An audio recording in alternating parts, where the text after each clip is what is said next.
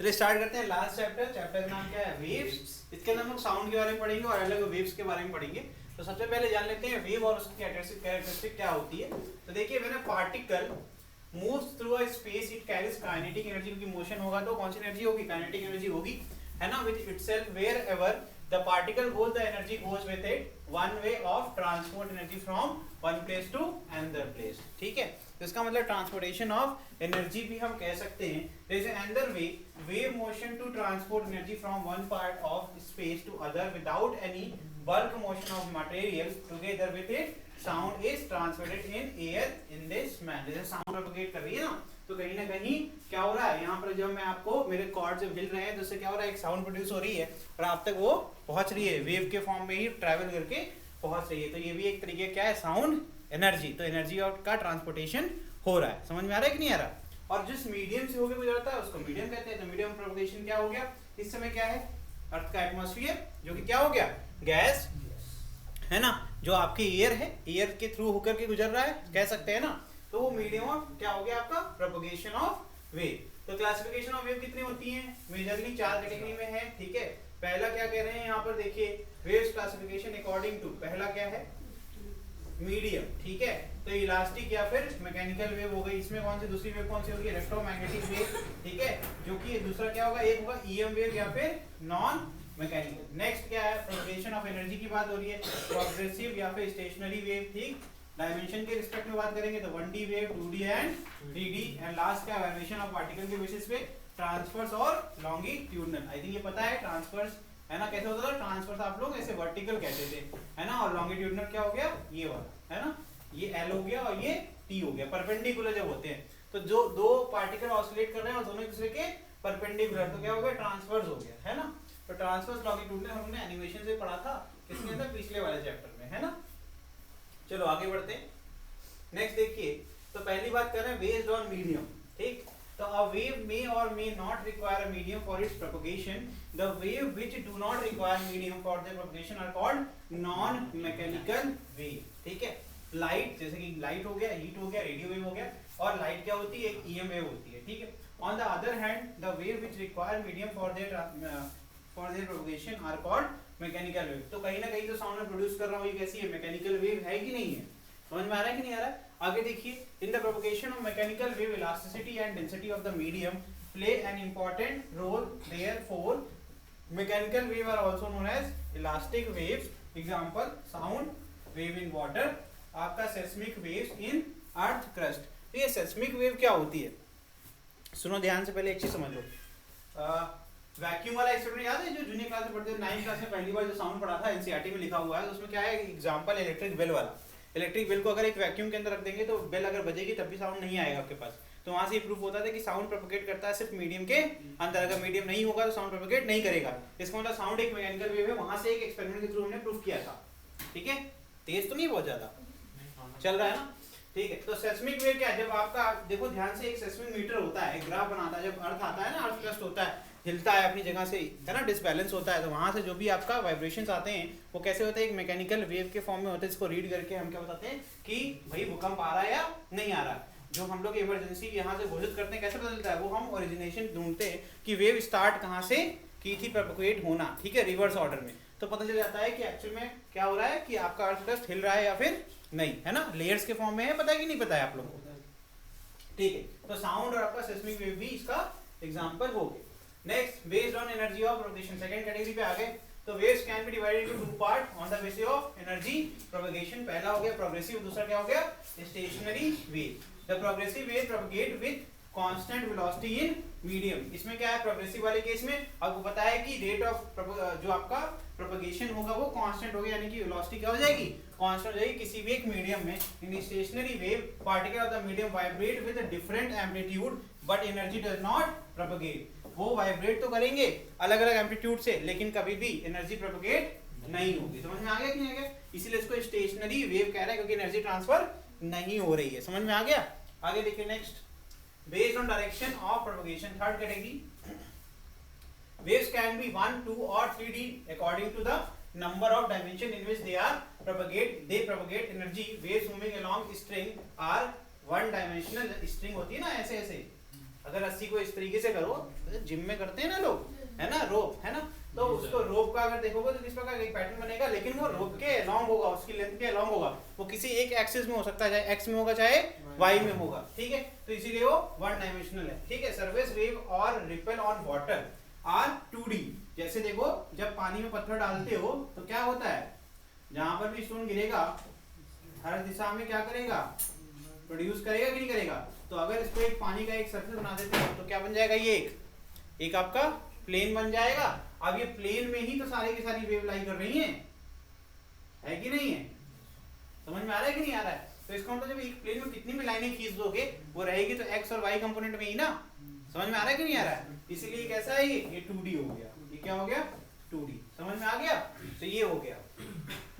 Next based on motion of particle of medium, एक minute रुको, इसमें एक और होना चाहिए था, देखिए नेक्स्ट इसमें लिखिए जो आपका साउंड है या फिर लाइट वेव है, साउंड और लाइट वेव, ठीक है।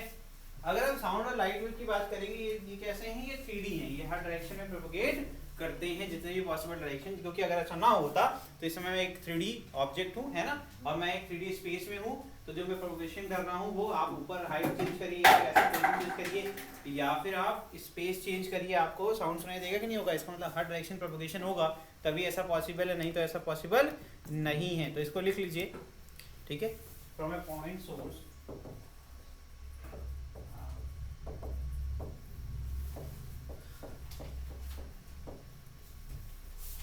Source R3D। तो मतलब क्लियर हो गया कि अगर एक पॉइंट है स्पेस में, जैसे मेरा माउथ है इस टाइम, है ना, प्रोपगेट कर रहा होगा साउंड, तो वो हर डायरेक्शन में ऊपर की तरफ भी कर रहा होगा और नीचे की तरफ भी कर रहा होगा। ये 2D प्लेन है तो it is impossible, close to impossible कि आपको 3D में दिखा सकूं, लेकिन क्लियर तो समझ में तो आ ही रहा होगा कि आप कहीं अगर लाइट बल्ब जलाते हो तो लाइट बल्ब तो हर जगह पर आपको हर दिशा में देता है रोशनी की, एक ही दिशा में देता है ना, हर दिशा में देता है ना, 3 डायमेंशनल होता है। तो ये 3 डायमेंशनल स्पेस है, तो 3 डायमेंशनल स्पेस में अगर हर जगह आपकी रोशनी जा रही है, इसका मतलब लाइट कैसी हो गई है, 3D हो गई। समझ में आ गया कि नहीं आ गया। फिर नेक्स्ट लास्ट कैटेगरी होती है based on motion of particle of medium. देखो इसमें दो ही चीज होती है, एक होता है आपका ट्रांसवर्स, एक क्या होता है लॉन्गिट्यूडनल। क्या मैंने आपको समझा दिया था पहले ही, है ना, लॉन्गिट्यूडनल और क्या हो गया ये ट्रांसवर्स, ठीक है। अब डिपेंड करता है किस तरीके से डिस्टर्बेंस है आपके पार्टिकल के अंदर, उसी के हिसाब से ही आपके लॉन्गिट्यूडनल और ट्रांसवर्स होते हैं। In the transverse wave the direction associated with the disturbance that is motion of the particle of the medium is at right angle to the direction of propagation of wave। तो मतलब कि कैसे कैसे आगे बढ़ेंगे, अगर हम आगे बढ़ाना चाहते हैं इस पार्टिकल को तो इसका डायरेक्शन ऑफ मोशन ये होगा, लेकिन ये इस तरीके से कूदते कूदते जाएगा, है ना, समझ में आ रहा है कि नहीं आ रहा। इस तरीके से करते करते अपनी जगह चेंज करता जाएगा, समझ में आ रहा है। और ये ऑलरेडी इस तरीके से ही आपको ऑसिलेट करेगा और इस तरीके से आगे की तरफ बढ़ता जाएगा। तो ये हो गया डायरेक्शन ऑफ प्रोपगेशन। जब भी डायरेक्शन ऑफ डिस्टर्बेंस के डायरेक्शन सेम हो तब कहते हैं लॉन्गिट्यूडनल, और कभी अगर आपका डायरेक्शन ऑफ डिस्टर्बेंस और डायरेक्शन ऑफ मोशन दोनों परपेंडिकुलर हो तो कहते हैं ट्रांसवर्स वेव होगा। समझ में आ गया कि नहीं आ गया। और नेक्स्ट देखिए लॉन्गिट्यूडनल के लिए direction of disturbance is along the direction of propagation. तो ये आप एक्सप्लेनेशन आप लिख सकते हैं, ठीक है, जरूरत तो है नहीं, आप फिगर से भी काम चला लेंगे। ट्रांसवर्स वेव मोशन में आगे देखिए mechanical transverse wave are produced in such type of medium which have shearing property. Shearing पता है आपको क्या होता है, याद है शेयरिंग स्ट्रेन पढ़ा था हम लोग ने, है ना। कैसे होता था, जब आपका फोर्स क्या होता है टेंजेंशियल होता है टू द सरफेस, है ना, तो उसमें क्या होता है आपका डायमेंशन चेंज आते हैं, so that they are known as shear wave और एस वेव भी कहते हैं। Shearing is the property of body by which it changes its shape on application of force. जैसे एक सिलेंडर बनाया था मैंने, उसमें शेयरिंग स्ट्रेन पढ़ा रहा था, तो मैंने कहा था एक सिलेंडर बना लिया, यहाँ पर एक फोर्स लगाते हैं, तो आफ्टर एप्लीकेशन ऑफ फोर्स कैसा हो गया था ये इस तरीके से, उसका बेस डिस्टर्ब नहीं होगा लेकिन उसका अपर सरफेस डिस्टर्ब हो गया, है ना। तो ये आपको बताया था मैंने, तो यही कह रहे हैं कि शेप इसका चेंज हो रहा है। Mechanical transverse wave are generated only in solid and surface of liquid. Individual particle of the medium execute SHM about their mean position. अपनी मीन पोजीशन सबकी होगी भाई। जब आपने कोई डिस्टर्बेंस क्रिएट नहीं करी तो मान लो इस तरीके से अपने पार्टिकल्स हैं, ये कोऑर्डिनेट बना के बैठे हुए हैं, ठीक है, ये इसकी क्या हो गई सबकी अपनी मीन पोजीशन। इसके बाद अगर ये वाइब्रेट करता है लॉन्गिट्यूडनली तो इसकी मीन पोजीशन के हिसाब से कर रहा है कि नहीं कर रहा है, तो सब अपनी मीन पोजीशन के हिसाब से करते हैं। Direction of perpendicular to the direction of propagation, मैंने लॉन्गिट्यूडनल लिख दिया। अब इसको आप बना सकते हो आसानी से। क्या बनाना है अगर आपको बनाना, ट्रांसफर्स क्या हो जाएगा, यही तो होगा, है ना, ये इस तरीके से। समझ में आ रहा है कि नहीं आ रहा है? और डायरेक्शन ऑफ प्रोपगेशन क्या हो जाएगा, ये हो जाएगा। अरे डायरेक्शन ऑफ मोशन के परपेंडिकुलर करना था ना, ये ट्रांसवर्स पढ़ रहे हैं ना, तो मैंने ट्रांसवर्स बना दिया, ठीक, इस तरीके से। तो ये है आपका प्रोपगेशन ऑफ वेव के। आगे बढ़ जाएं। A crest is portion of the medium which is raised temporarily above the normal position of rest of particle of the medium। वही बात होगी यार, मैक्सिमा, जितना मैक्सिमम आपका कर सकता है। लॉन्गिट्यूडनल में क्या हो जाएगा, अगर ये पार्टिकल है इससे कितना वो मैक्सिमम जा सकता है किसी एक तरफ, ठीक है। अगर आपका ट्रांसफर्स होगा कितना मैक्सिमम ये क्रेस्ट बनाएगा, कितना वो डिस्प्लेस हो रहा है अपनी ओरिजिनल पोजीशन से। समझ में आ रहा है कि नहीं आ रहा है? तो वही लिखा हुआ है कि भैया देखो अपने नॉर्मल पोजीशन से कितना वो डिस्प्लेस हुआ, वही होगा उसका क्रेस्ट। क्रेस्ट मतलब ये होता है ना, इसका पीक की बात हो रही है, ठीक है।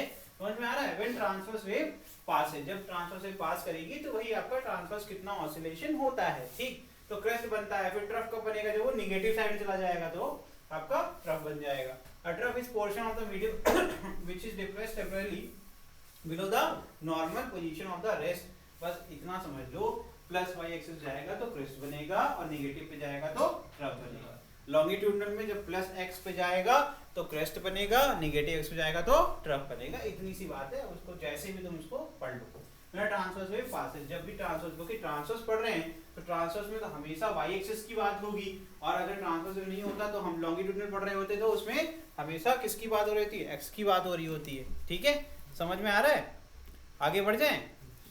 तो यहीं से डिफाइन होता है आपका क्रेस्ट और ट्रफ। नेक्स्ट है आपका लॉन्गिट्यूडनल, जो जिसकी बात कर रहा था वो आ गया, है ना। लॉन्गिट्यूडनल हो गया। इसमें क्या होगा, in this type of wave oscillatory motion of the medium particle produces region of compression and rarefaction. अब देखो एक बहुत बेसिक सा आपने एग्जांपल पढ़ा होगा ट्यूनिंग फॉर्क के बाद, है ना, पढ़ा है ना। क्या होता है यहाँ, ये 9th क्लास का एग्जांपल है एक्चुअली, है ना।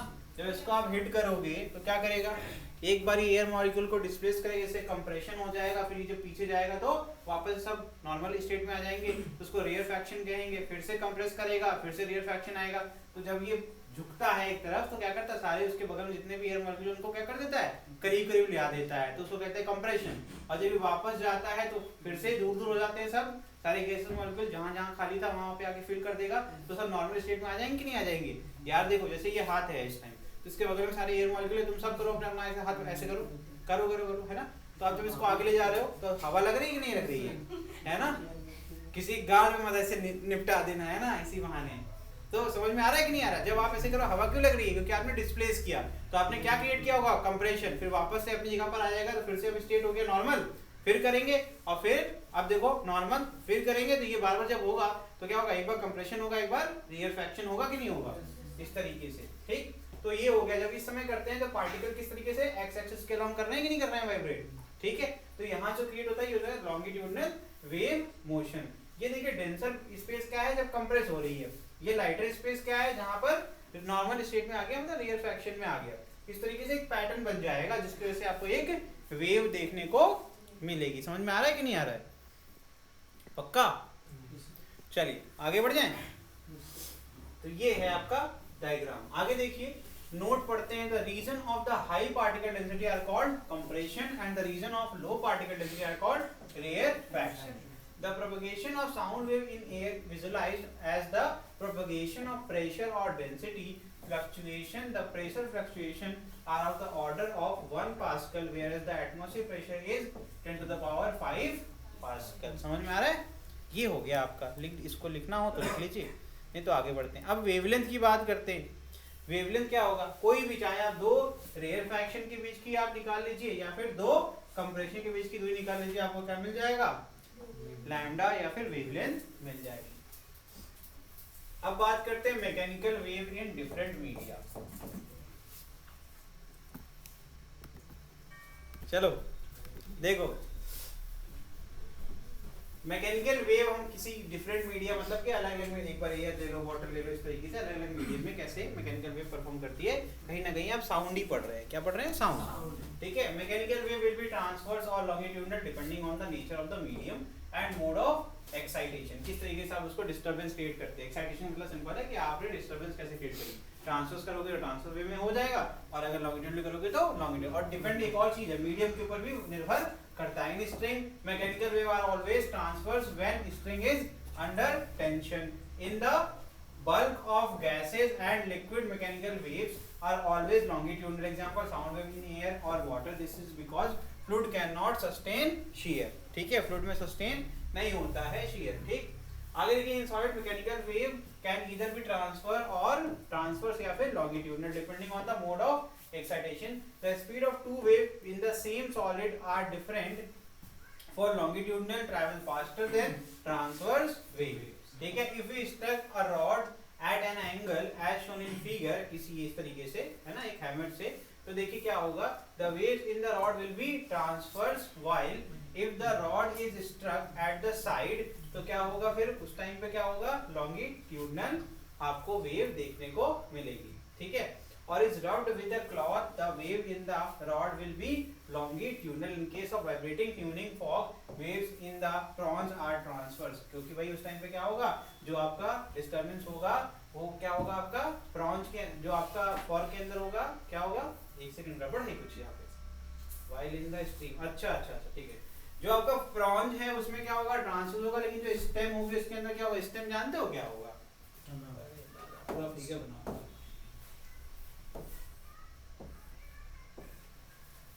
इसमें पूरा जो बॉडी जो हिलेगी आपकी, तो इसमें दो पार्ट है ना, एक ऊपर है ना, और एक क्या यू शेप्ड है आपकी ट्यूनिंग, और एक आपका नीचे है।